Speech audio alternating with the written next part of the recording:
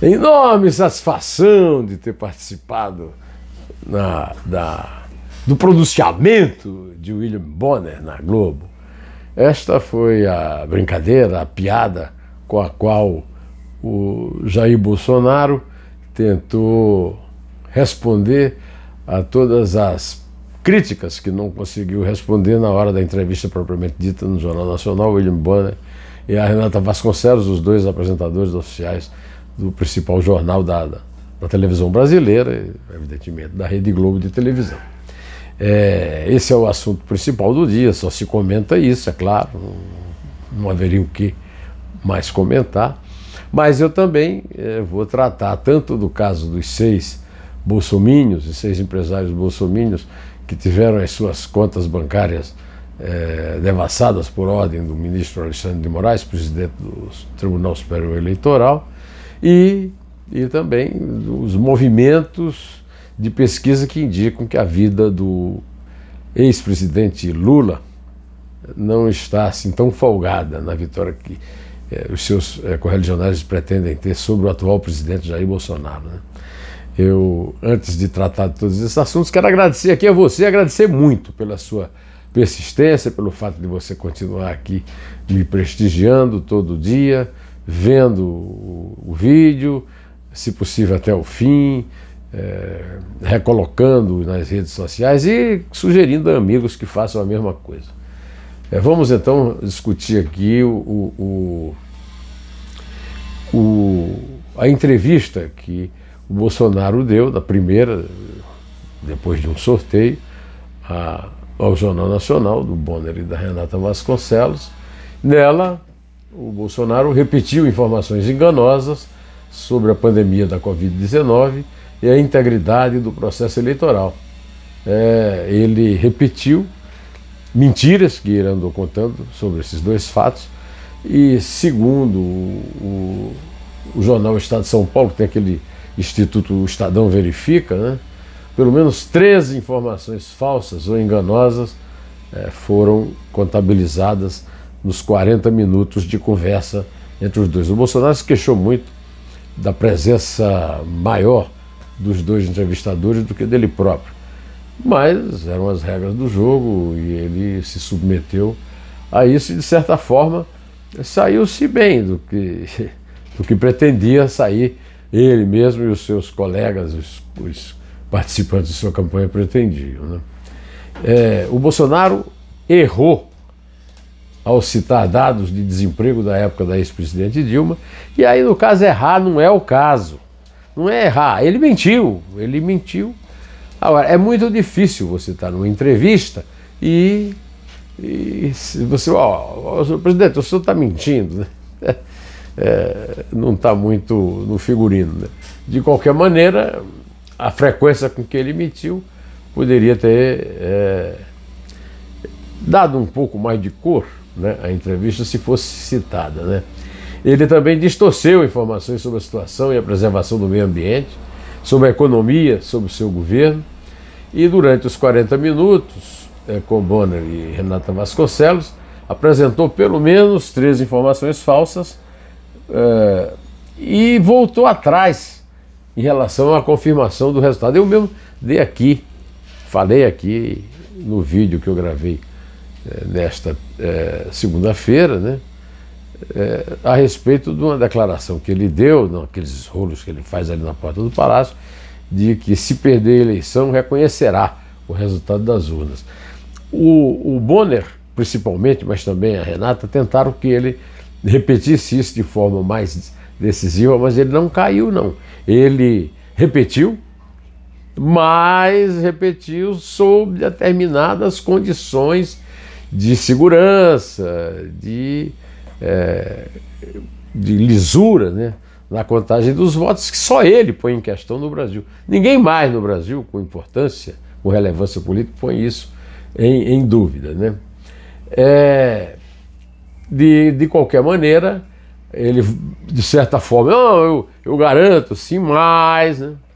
O mais é que explica tudo, né? Ficaram faltando, a meu ver, alguns assuntos na pauta que eu acho que, por exemplo, os 100 anos de sigilo, que são frequentemente decretados pelo governo, poderiam ter sido lembrados. Da mesma forma, principalmente, a grande denúncia de Breno Pires, do jornal Estado de São Paulo, a respeito do orçamento secreto. O maior caso de corrupção que o Bolsonaro disse que não existe no governo dele, neste governo, é o orçamento secreto, porque o orçamento é a lei mais importante da República. É a prioridade dos gastos decidida pela cidadania através do poder legislativo. E o governo Bolsonaro, houve uma grande discussão do Bolsonaro com o Bonner e de certa forma com a Renata também, a respeito da questão do Centrão. Lembraram inclusive a música que o general Augusto cantava, né? Se gritar, pega ladrão, pega Centrão, não fica um, meu irmão, né? E hoje o governo Bolsonaro é controladíssimo pelo Centrão. Não acredito que eles tenham saído bem nas respostas, embora também tenha mentido, né? Dizendo que o Centrão não era o Centrão antes de ser o Centrão de hoje, e era, e que ele disse, inclusive, e tentou negar, mas não conseguiu, que ele era do Centrão. A verdade é que ficou faltando o Centrão nessa discussão, porque hoje o Centrão é um ponto fundamental na questão do poder do Brasil, né? Outro assunto que eu acho que foi abandonado, talvez porque ali no afogadilho das coisas, são os 33 milhões de brasileiros com fome espalhados pelas calçadas do país. Nós que frequentamos as calçadas das grandes cidades brasileiras sabemos disso. Parece que o Bolsonaro não tem a menor ideia disso, ou se tem, ele achou melhor que não tratasse, né? É o seguinte, a mentira sempre foi uma arma política muito importante, né? E o Bolsonaro tem um grande hábito de usar a mentira desde o tempo em que foi absolvido pelo Superior Tribunal Militar por 8-4 do crime de terrorismo, quando ficou provado, inclusive com croquis da autoria dele, que ele planejou colocar bombas tanto em quartéis quanto no aqueduto do Rio Guandu, no Rio de Janeiro, e isso foi considerado insuficiente para condená-lo, para manter pelo menos a condenação em primeira instância, que ele tinha pegado de 30 anos na Justiça Militar na primeira instância, né? O Bolsonaro mentiu ao Superior Tribunal Militar, foi absolvido de terrorismo e tem repetido mentiras a vida inteira na sua carreira como vereador no Rio, deputado federal e tal. Essa foi a primeira, essa mentira que o Superior Tribunal Militar engoliu. Mas, depois disso, o Bolsonaro aperfeiçoou o seu estilo mentiroso, primeiro com a ajuda de Paulo Maluf, que mente com mais cinismo do que ele, e ele não conseguiu superar o mestre nessa matéria de cinismo, né? Não sei também se conseguirá superar o Lula, que mente com muito cinismo, né? De qualquer maneira, o Maluf criou um estilo em que alguém faz uma pergunta para ele e ele dá outra resposta, né? Coisa que o Bolsonaro não tem sofisticação intelectual para fazer. De qualquer maneira, como também é discípulo e como também já foi aliado do Maluf, o Lula pode repetir a mesma dose que nós vimos do Bolsonaro, de mentiras, no seu não diria um debate, na sua entrevista ao Jornal Nacional, né? Ontem eu comentei aqui com muita ênfase que o Tribunal Superior Eleitoral poderia mandar prender os 6 bolsonaristas, bolsominions, como se chama aí na gíria, empresários, dono do Barra Shopping, dono da Havan, dono de várias empresas não tão grandes assim, né? De qualquer maneira, que ameaçam apoiar um golpe caso haja uma vitória eleitoral do Lula. A vitória eleitoral do Lula não é certa, não é dado assim, batido, né, o martelo, ponta virada, mas é uma possibilidade bastante concreta, mais concreta do que uma vitória do Bolsonaro. Então isso deve ser, na minha opinião, tratado com seriedade. Agora, tratar com seriedade só pode ser feito se o Tribunal Superior Eleitoral trate com a mesma seriedade as antecipações de campanha, tanto do Bolsonaro quanto do Lula, em motochatas, em manifestações de rua, coisa que nunca fez. Eu quero lembrar, como já lembrei aqui várias vezes, que o Tribunal Superior Eleitoral já perdoou, né, a vitória do Bolsonaro sobre o Aécio, a vitória da Dilma sobre o Aécio, apesar de ter havido um excesso de provas, né, segundo o ministro Benjamin do Tribunal Superior Eleitoral, num julgamento presidido pelo ministro do Supremo, que era o presidente do tribunal na época, Gilmar Mendes, né. O Bolsonaro usou uma carga ilegal de propaganda eleitoral nos WhatsApps. Isso foi denunciado pela repórter Patrícia Campos Melo na Folha. Foi comprovada a veracidade disso. No entanto, também foi absolvido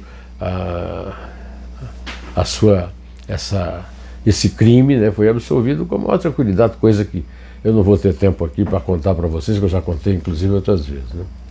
De qualquer maneira, antes de terminar, eu quero dizer que o Procurador-Geral da República, Augusto Aras, ficou muito irritado com a decisão do Alexandre de Moraes de quebra de sigilo bancário dos burguesinhos que bancam golpistas e que não tem peito, né? Porque foram os primeiros a correr, não foi nada disso, eu só dei uma opinião, o que é isso, não sei o quê, né? Além de tudo, são, como todos os bons bolsonaristas, covardes, né?